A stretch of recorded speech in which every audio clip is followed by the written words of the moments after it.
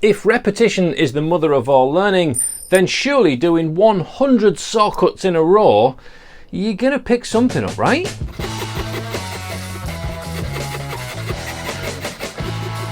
Howdo, I'm Chris, welcome to King Bespoke Creations.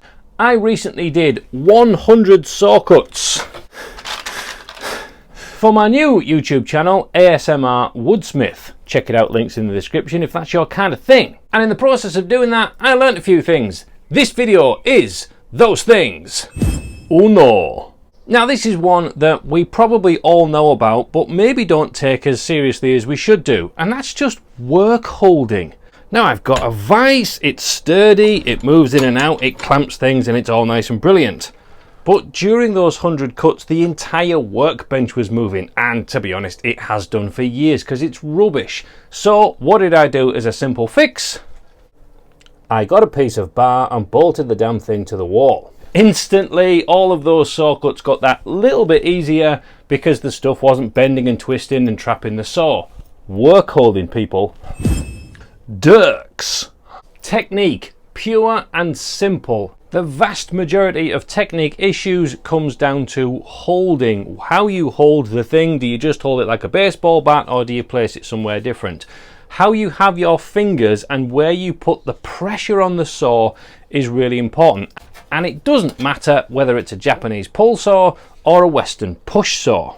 By holding the saw correctly, you can apply the pressure to the wood, basically using these two little fingers to apply more pressure. Either on a Western saw, the pivot point is there and you pull back with those little fingers, or on a Japanese saw, your pivot point becomes your thumb, and again these fingers will apply more pressure, rather than you pushing down with the saw, trying to force it through.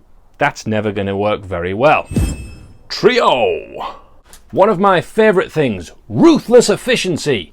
How can you double your efficiency? How can you double your productivity without getting tired? Plain and simple. Use both hands. You probably have a dominant arm. Most of you, it will be the same arm that you write with. So make sure you can saw as efficiently, as cleanly with your opposite hand. Now with a Western saw, that's pretty simple. You either hold it in that hand and saw away, or you hold it in that hand and saw away. With the Japanese pull saw, you actually have a third option. The handle is that long for a reason. Now I'm a recent convert to a Japanese saw, and I've got to say, I kind of love them. So the two-handed technique was definitely a new one to me, and one that I wanted to practice more than anything else. Hey, here's the perfect time to do it, right? Quattro. Now, one of the things that people don't practice enough is the starting and finishing of each cut. Trying to find that perfect angle to start the cut on. Generally as close to flat as you can without the teeth actually rubbing all the way across. Just that tiny little angle is going to get you the best one. I found on the Japanese pull saw, that means it was the leading edge that's facing me as I pull back.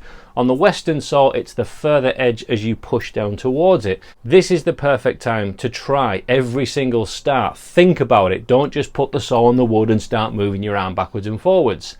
And then on the finishing of those cuts, if you just blast your way through, your saw bounces out the other side and bounces off your worktop, apparently. Try and finish with as little amount of tension as you can, really finely working through those last few pulls just to make sure it just pops out the other side with a little bit of grace. 5. Tip number 5 is all about cutting wonky on purpose. We all get so used to cutting 90-degree perfect straight lines that actually cutting on a slant can create a few issues. I tried cutting a wonky angle along the top of the wood, but then cutting straight down. It didn't make much of a difference, except to say that having to use both hands there was a definite benefit because it means you don't have to move your body quite as much. But certainly when it comes to cutting down at an angle, that kind of changed things a little bit. I found I was leaning over like this to try and see what was going on, putting extra tension on one leg or another, and nearly falling over.